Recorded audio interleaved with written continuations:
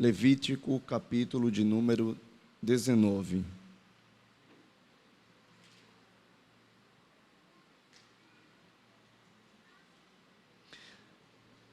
É no tema que iremos ler, capítulo 19, versículo de número 32. Eu quero ler com os irmãos apenas a última parte do versículo, ou parte B, como nós conhecemos.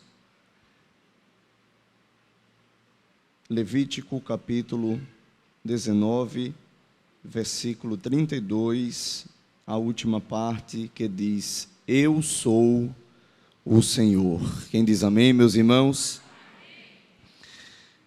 Meus irmãos, o texto que lemos, ele faz parte de um compêndio de muitas orientações que o Senhor, Deus de Israel, traz para o seu povo. São orientações diversas. Ao mergulharmos em uma meditação no capítulo 19, é possível termos uma visão profunda de como viver uma vida moral e justa, enraizada em princípios éticos e espirituais.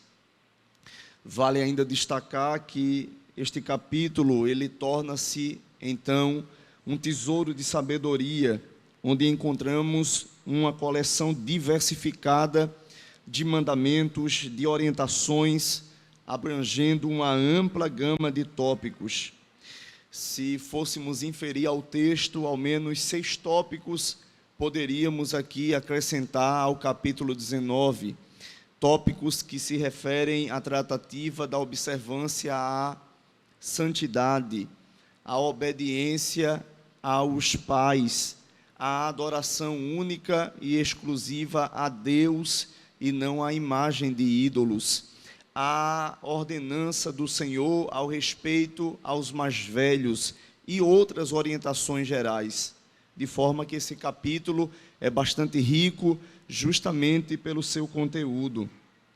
Vale ainda destacar que o capítulo 19, ele se apresenta como um caleidoscópio, e o caleidoscópio é um instrumento da física, um instrumento óptico da física para ver belas imagens. Atribuindo ao texto, torna-se então um caleidoscópio de belas imagens, porque são muitas revelações que o Senhor traz como orientações para o seu povo. Quero ainda destacar que apenas nesse capítulo, no capítulo de número 19, essa expressão, eu sou o Senhor, se repete pelo menos 15 vezes, tamanha a notoriedade que o Senhor queria dar, ou seja, a ênfase que o Senhor nosso Deus queria dar acerca das instruções, dos mandamentos, das orientações que ele estava passando para o seu povo. Deus queria deixar claro que tudo que Israel estava recebendo como orientação não era fruto da imaginação humana, não era fruto da inspiração humana apenas pela experiência de vida, mas era de fato orientações advindas das regiões celestiais, ao qual o autor, que nós sabemos que é Moisés, recebera do Senhor, e aqui faz o registro escriturístico para que todos nós pudéssemos nos alimentar dessa mensagem e ter uma vida moralmente e espiritualmente reta diante dos olhos do nosso Deus. Se você está me entendendo, diga amém. Ao considerar a declaração eu sou, dentro do contexto cultural e histórico do Antigo Testamento, é possível reconhecermos que essa frase ela passa a ser uma afirmação da soberania e da autoridade absoluta de Deus sobre o seu povo. Nos lembra que as instruções contidas em Levítico, ou seja, esse livro é bastante conhecido justamente pelas leis que ele traz para Israel, não são meramente conselhos éticos, mas são mandamentos divinamente ordenados. Vale ainda destacar que essa expressão eu sou traz a estrutura gramatical composta pelo pronome pessoal eu e pelo verbo ser, conjugado aqui no presente do indicativo na primeira pessoa, eu sou. E assim denota a ação de existir ou de identificar-se como algo ou alguém. E é usado para declarar uma característica, estado ou identidade da pessoa que fala. Assim, essa conjugação reflete a existência contínua e inalterável de Deus, que transcende o tempo e reforça a sua imutabilidade. Desta forma, esta passagem ela passa a ser corroborada com dois outros textos da palavra de Deus que quero aqui compartilhar com os irmãos. Com a sua Bíblia aberta, por gentileza, se dirija a Malaquias, capítulo 3, e versículo de número 6. Acerca da sua imutabilidade, Deus declara através da boca do profeta, dizendo: porque eu, o Senhor, não mudo. Ainda Salmos 102, versos 25 ao verso 27, o texto nos diz: desde a antiguidade fundastes a terra, e os céus são obra das tuas mãos. Eles perecerão, mas tu, ó Senhor, permanecerás. Todos eles, como uma veste, envelhecerão, como roupa os mudarás, e ficarão mudados. Mas tu és o mesmo, e os teus anos nunca terão fim, que destacam assim a eternidade e a constância de Deus, na contramão deste mundo que é temporal, volátil e passageiro. Se você me entende, dê um glória a Deus. Por esse motivo, há razões de sobra para adorarmos a majestade de Deus, porque independente do tempo, Ele continua sendo Deus. E é por isso que Ele se revelou desta forma, dizendo: eu sou o Senhor. Porque todas as vezes que lemos ou lermos esse texto, nunca encontraremos essa passagem no passado, mas sempre nesse contexto verbal, no presente do indicativo e na primeira pessoa. É Deus se auto-revelando para a humanidade e para a sua igreja e para o seu povo. É Ele dizendo todos os dias: eu sou o Senhor, para que não tenhamos dúvida que Ele é o Senhor. Quem diz amém por isso, irmãos? Quero aqui ainda destacar que essa afirmação, eu sou, ela apresenta-se a primeira vez no texto bíblico, em Êxodo, no capítulo de número 3. É bem verdade que esse texto, ou essa expressão, ela aparece muitas vezes na Bíblia. Por exemplo, em Isaías, no livro do profeta Isaías, essa expressão eu sou aparece ao menos 5 vezes. Em outras passagens da Bíblia, nós vamos ver também essa expressão se repetir. Mas no texto sagrado, o livro que mais revela essa expressão é o livro de Levítico. Eu sou o Senhor. Mas ela não aparece a primeira vez aqui, como disse antes, em Êxodo, no capítulo de número 3, quando o Senhor convoca a Moisés para liderar a extradição do povo que estava ali nas terras do Egito, dominados pelo jugo de Faraó, sendo mão de obra escrava dos egípcios. No capítulo 3, versículo 14 do Êxodo, Deus convoca a Moisés e lhe dá a missão de ir às terras do Egito para liderar o povo de Deus. Quando Moisés escuta do Senhor aquela missão que recebera, ele teme. Por quê? Porque Moisés sabia que o povo de Israel era um povo de dura cerviz. Um outro agravante é porque Moisés, ele cresceu no Egito. Por crescer no Egito, Moisés sabia que era impossível, à ótica humana, Faraó liberar os israelitas, porque fazia uso dessa mão de obra para dar crescimento às obras estruturais que acontecia nas terras do Egito. Mas quem havia chamado Moisés era o Deus que tinha o poder para libertar o povo, e assim faria, porque o que está no conselho de Deus, ninguém pode invalidar. Quem diz amém por isto?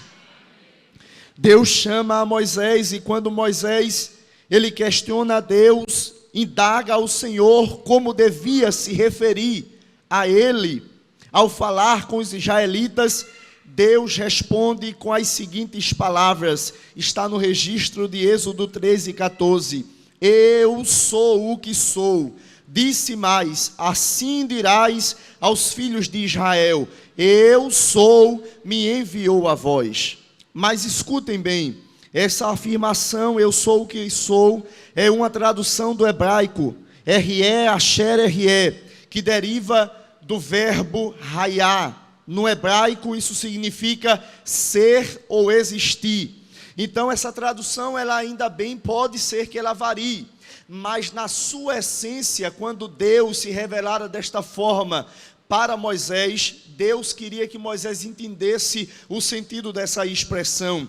E o sentido mais próximo do original dessa expressão é, eu sou o que sempre serei. Veja que coisa, a mente humana pode entrar até em parafuso, em até uma confusão, porque quando a gente pergunta o nome de uma pessoa, esta pessoa revela o nome.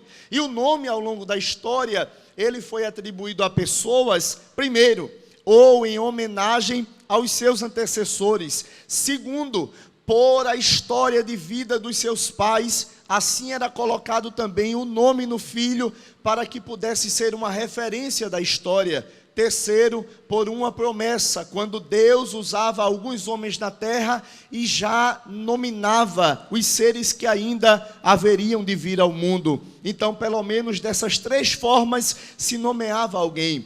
E quando se perguntava o nome, a pessoa revelava qual era. Mas quando Moisés indagou acerca do nome do Senhor, ele disse para Moisés, Moisés, o meu nome é este, eu sou o que sempre serei. Era Deus falando acerca da sua eternidade, era Deus falando acerca da sua imutabilidade, era Deus falando acerca da sua soberania, era Deus falando acerca que ele era um ser autossuficiente, autoexistente e atemporal, que não pode se medir no tempo. Esta era a resposta de Deus para Moisés.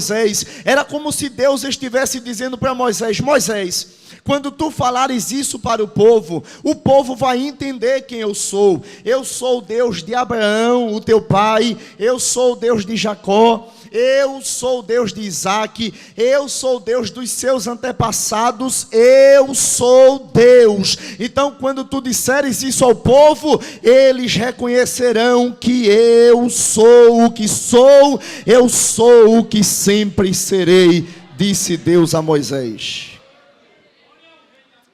Aleluia, glória a Deus. Assim, essa afirmação, eu sou o Senhor, implica em várias características da pessoa de Deus, conforme entendido a partir das seguintes expressões.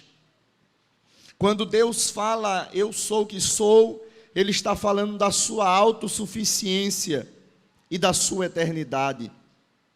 Vale destacar que Deus é um ser autossuficiente, ou seja, Ele não depende de ninguém, e Ele é eterno, ou seja, os seus dias não têm fim. Quem pode glorificar a Deus por isso?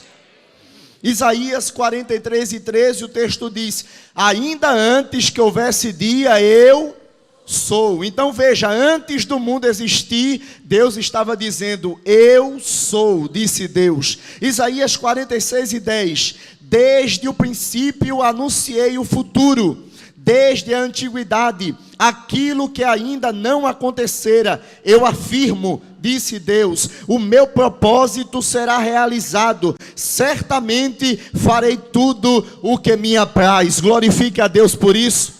Como é que alguém pode anunciar o futuro antes do futuro acontecer? Aqui na terra existem as pessoas que gostam de adivinhação, mas vez por outras eles estão quebrando a cara, porque não pode, irmãos, prever o futuro. Eles fazem deduções, mas o único que sabe o que está já 1 milhão de anos à frente é o Deus que já se encontra na eternidade. Aleluia, glória a Deus. Salmos 90, verso 2, o texto nos diz: antes que os montes nascessem, glorifique a Deus, irmãos. Antes que os montes nascessem, disse o salmista, e se formassem a terra e o mundo, de eternidade a eternidade, tu és Deus. Aleluia, glorificado seja o nome do Senhor Jesus. Oh, irmãos, que Deus maravilhoso é esse que nós servimos. Se Ele mesmo fundou a terra, antes que a terra existisse, Ele é Deus. Glorificado seja o seu nome.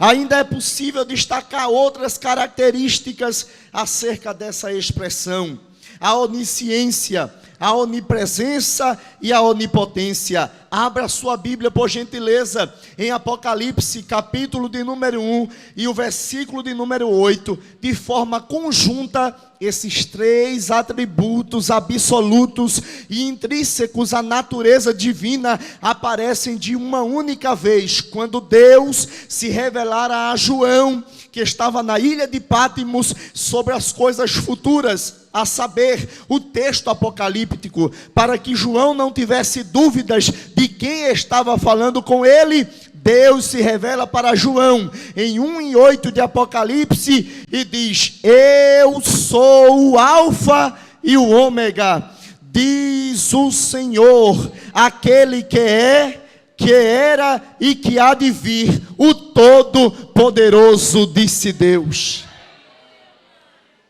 Aí você me pergunta: irmão Everton, onde está a onisciência? Ele disse: eu sou o Alfa e o Ômega. Quem conhece um pouco de outros alfabetos sabe que Alfa e Ômega são respectivamente a primeira e a última letra do alfabeto grego. E na época era o alfabeto usado. Era Deus dizendo, desde a primeira letra do alfabeto até a última: eu sou, ou seja, eu conheço todas as coisas. Depois ele destaca aquele que é, tempo presente; aquele que era, tempo passado; aquele que há de vir, tempo futuro. Ele está falando da sua onipresença. Deus é desde o princípio e Deus é o mesmo lá no final. Diga amém por isso.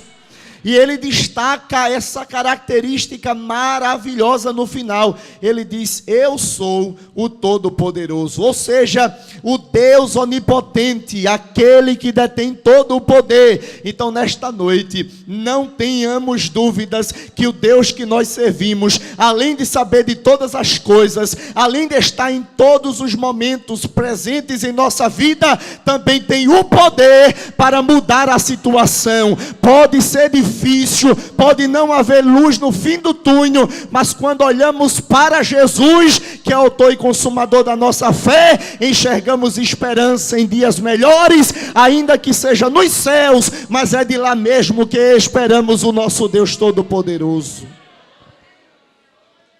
Aleluia, glória a Deus. Ainda é possível destacar a fidelidade, principalmente no cumprimento de promessas.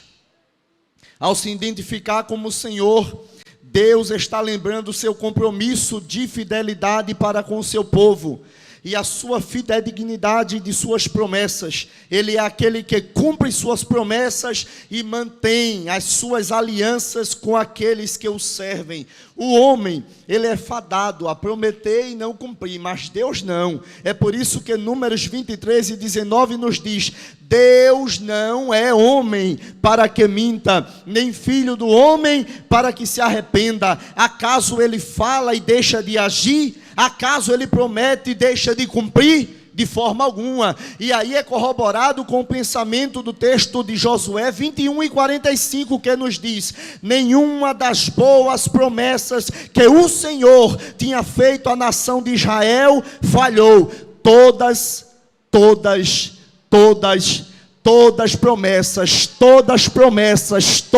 promessas se cumpriram, nenhuma ficou sem se cumprir. Levante a sua mão nesta noite, porque nós somos assembleanos pentecostais. Deixe sua mão erguida para o céu, porque a promessa de Deus, escute, não é produto em prateleira de supermercado que tem data de vencimento. Se Deus te prometeu algo, o tempo pode passar, a idade pode chegar, mas Ele é o Deus de Abraão e Sara, e na velhice Ele ainda faz milagre. Alargachore minácia, epacomanagasore de cantora manaia. Eu estou sentindo Deus aqui nesta noite dizer: eu sou o mesmo, e as minhas promessas estão de pé. Assim diz o Senhor, o nosso Deus. Ergue a sobra na cantora manahas. É possível ainda destacar a justiça e a santidade de Deus. A declaração "eu sou o Senhor" também está associada à justiça e à santidade. São princípios do nosso Deus, atributos dele. Como o Senhor soberano, Ele é o padrão absoluto de retidão e pureza. Portanto, todas as suas instruções e mandamentos refletem a sua natureza justa e santa. Salmos de número 89, verso 14 nos diz: a justiça e o direito são a base do seu trono. Ou seja, o trono de Deus está fundado, está firmado sobre o direito e a justiça. Dê um glória a Deus por isso.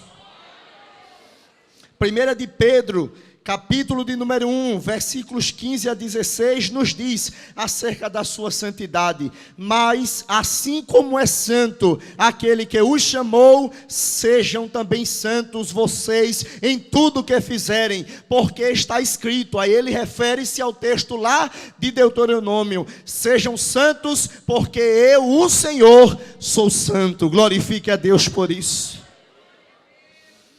Ainda destacamos o amor e a misericórdia.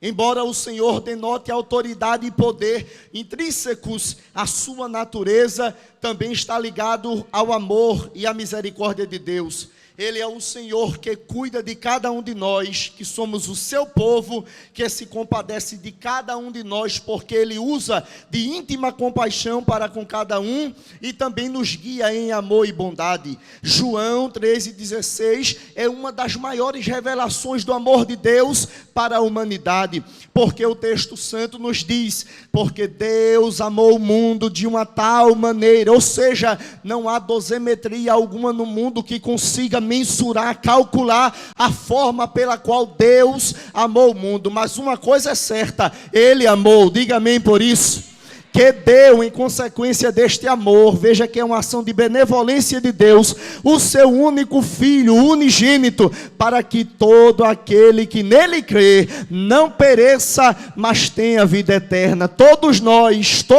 sem exceção, fomos alcançados pelo amor de Deus. Lamentações, capítulo 3, versículo 22 e 23, diz: as misericórdias do Senhor são a causa de não sermos consumidos, porque as suas misericórdias não têm fim. De dia em dia, as misericórdias do Senhor estão sobre nossas vidas.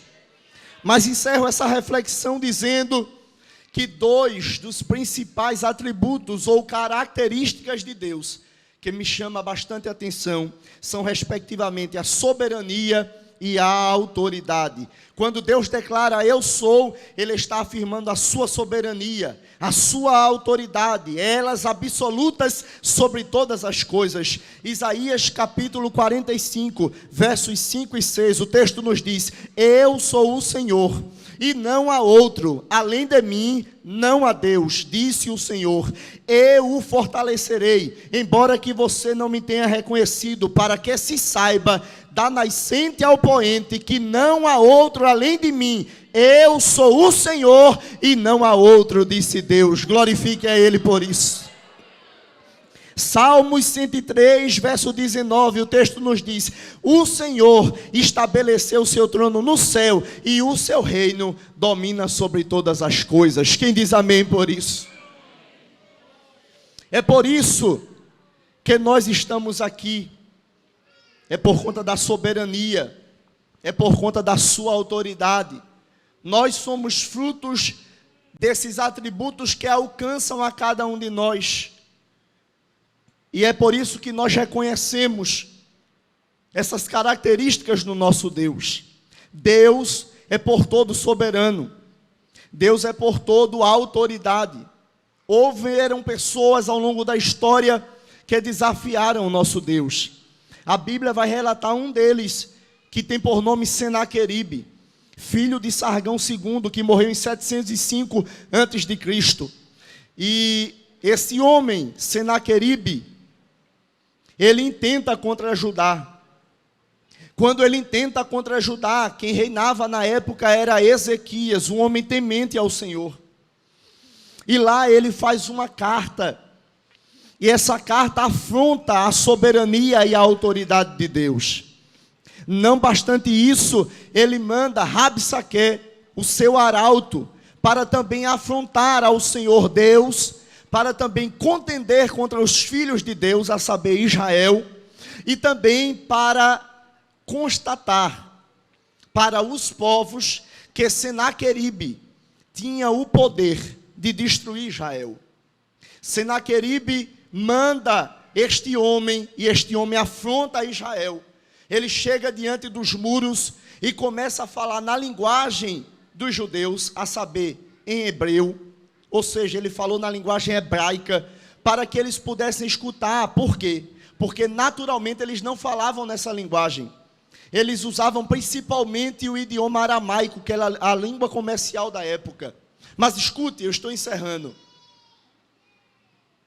Quando ele intenta contra Deus, ele intenta contra o Deus que ele não conhecia. Ele faz uma carta afronta dizendo: porventura, quem é o Deus de Israel?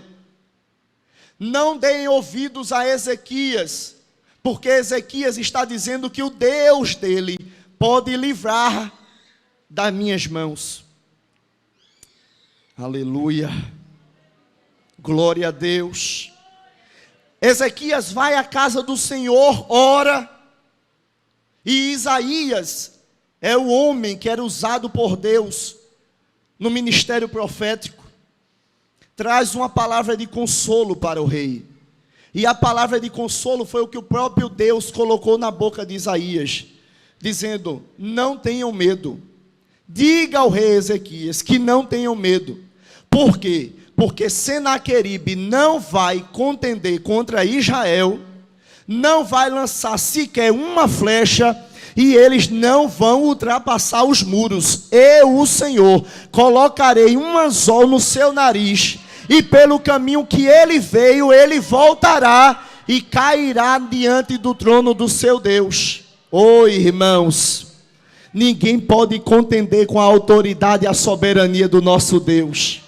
O povo começou a adorar a Deus.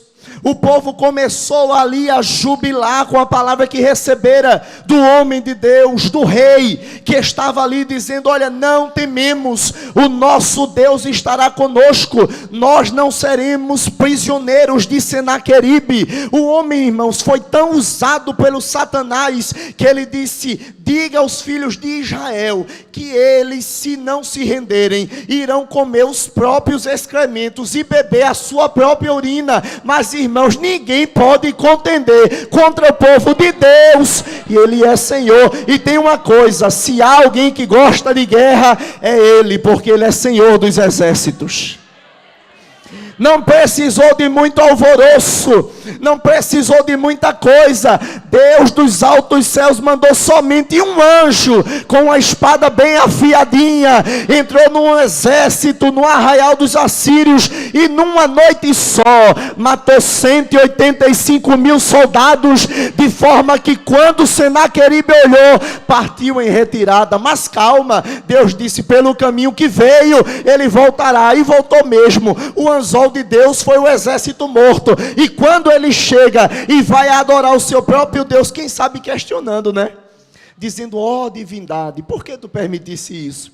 Por que tu permitisse que os 185 soldados meus pudessem ser mortos? De que forma eles morreram? Eu não vi nada, mas quando eu acordei, estavam todos mortos. Aí quando ele está questionando, os dois filhos deles, com a própria espada dele, mata o pai, e o sangue de Senaqueribe toca o chão do santuário do Deus dele, para que ele saiba que o único Deus que é soberano e tem toda a autoridade é o Deus de Israel. Levante sua mão nesta noite para adorar, porque Ele está aqui conosco nesta noite e está dizendo: eu sou o Senhor.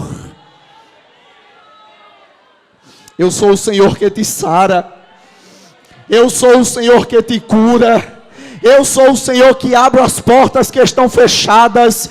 Eu sou o Senhor que entro nas causas impossíveis. Eu sou o Senhor que coloca o gigante no chão. Eu sou o Senhor que derruba muralhas. Eu sou o Senhor que vou além da medicina. Eu sou o Senhor que entro na peleja para dar vitória à minha igreja. Ele é o Senhor, não mudou e permanece o mesmo. Que Deus abençoe.